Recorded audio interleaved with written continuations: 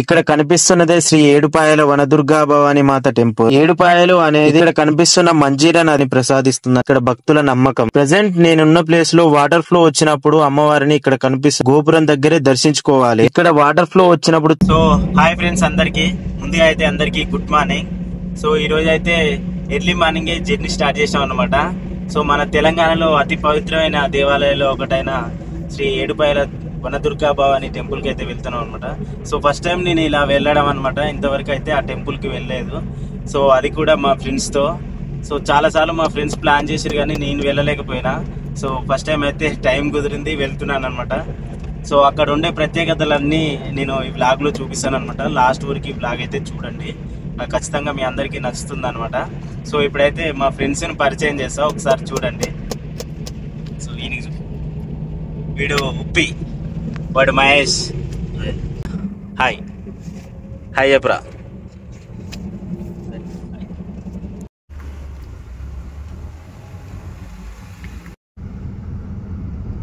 వెళ్తున్న temple location అయితే మేము వెళ్ళే ప్లేస్ నుంచి దగ్గర దగ్గర 157 కిలోమీటర్స్ వచ్చింది.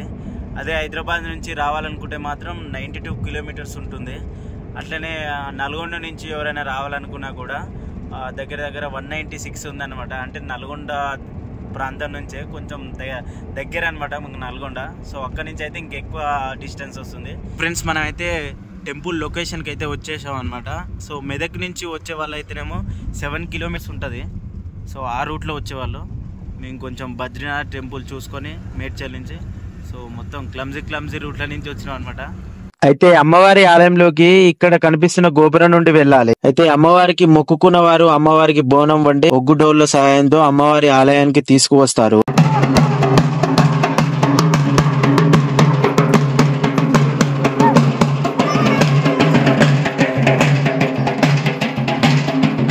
ఇక్కడ కనిపిస్తున్నదే శ్రీ ఏడుపాయల వనదుర్గా భవాని మాత టెంపుల్. ఏడుపాయలు అనేది ఇక్కడ కనిపిస్తున్న మంజీరా నది చీలిపోయి అమ్మవారి ముందు 3 పాయలుగా, అలాగే వెనుక భాగంలో 4 పాయలుగా ప్రవహిస్తూ ఉంటది. అలాగే వనదుర్గా మాత అనగా అమ్మవారి ఆలయం చుట్టూత ప్రకృతి మధ్యలో ఉండడం వల్ల వనదుర్గా మాతగా ఇక్కడి ప్రజలు నమ్ముతారు. అలాగే అమ్మవారిని రక్షక దేవత అని కూడా అంటారు. అయితే ఇక్కడికి వచ్చిన భక్తులు ముందుగా ఈ మంజీరా నదిలో స్నానం చేసి అమ్మవారిని దర్శించుకుంటారు. ఈ మంజీరా నది చుట్టూత శివరాత్రి జాతర సమయంలో భక్తులతో నిండిపోతుంది. అయితే ఈ గుండాన్ని సంతాన గుండం అంటారు. అమ్మ అనే పిలుపు కోసం అమ్మవారి చెంతకు వచ్చిన భక్తులను అమ్మ అని పిలిచే భాగ్యాన్ని ప్రసాదిస్తుంది అక్కడ భక్తుల నమ్మకం. ప్రెసెంట్ నేనున్న ప్లేస్ లో వాటర్ ఫ్లో వచ్చినప్పుడు అమ్మవారిని ఇక్కడ కనిపిస్తుంది గోపురం దగ్గరే దర్శించుకోవాలి. ఇక్కడ వాటర్ ఫ్లో వచ్చినప్పుడు చూడాలనుకుంటే జూన్ సెప్టెంబర్ మధ్యలో వర్షాల వల్ల ప్రవాహం ఎక్కువ ఉంటది. అది కాకుండా అక్కడ వర్షాలు ఎక్కువగా ఉన్నప్పుడు మాత్రమే ఇక్కడ వాటర్ ఫ్లో ఎక్కువ ఉంటది. అయితే ఈ మంజీరా నది గోదావరి నదికి ఉపనదిగా వ్యవహరిస్తుంది.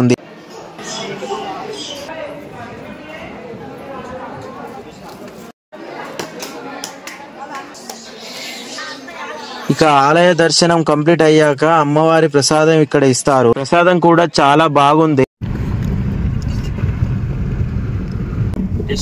కంపల్సరీగా అమ్మవారి ప్రసాదాన్ని స్వీకరించండి. అమ్మవారి దర్శనం కంప్లీట్ అయ్యాక ప్రక్కనే కొన్ని మెట్లు కనిపిస్తాయి. అవి ఎక్కి పైకి వెళ్తే ఎల్లమ్మ తల్లి టెంపుల్ కనిపిస్తుంది. చూడండి ఎంత బాగుందో. అలాగే ఇంకొంచెం పైకి వెళ్తే జమదగ్ని ముని టెంపుల్ ఉంటది. చూడండి ఎలా ఉందో. ఇక అమ్మవారి దర్శనం పూర్తిగా కంప్లీట్ అయ్యాక అమ్మవారి ఆలయ సమీపంలోనే మనం వండుకోవడానికి కావాల్సిన పెద్ద పెద్ద గిన్నెలు కూడా అవైలబుల్ గా ఉంటాయి. ఇది ఆలయానికి సంబంధించిన కొంత సమాచారం. ఇక మేము మాత్రం ఆలయానికి కొంచెం దూరం వచ్చి ఒక పచ్చడి చెట్టు కింద వండుకొని ప్రశాంతంగా తిన్నాము.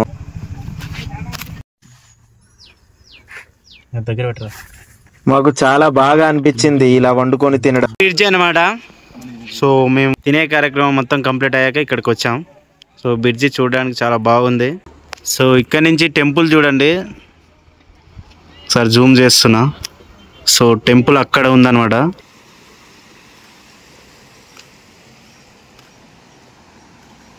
మన తెలంగాణలోనే అతి పవిత్రమైన దేవాలయంగా పిలువబడుతున్న శ్రీ ఏడుపాయల వనదుర్గా మాత దేవాలయం. ఈ దేవాలయానికి ఫస్ట్ టైం రావడం నాకు చాలా హ్యాపీగానే ఉంది. అయితే ఆల్రెడీ ఈ దేవాలయాన్ని దర్శించుకున్న వారు ఎంతమంది ఉన్నారో కమెంట్ చేయండి. అలాగే మీకు దర్శించుకున్న మీ అనుభవాన్ని కమెంట్ బాక్స్ లో కమెంట్ చేయండి. ఐ హోప్ మీకు ఈ వీడియో నచ్చిందనే అనుకుంటున్నాను. నచ్చితే please like, comment and don't forget to subscribe.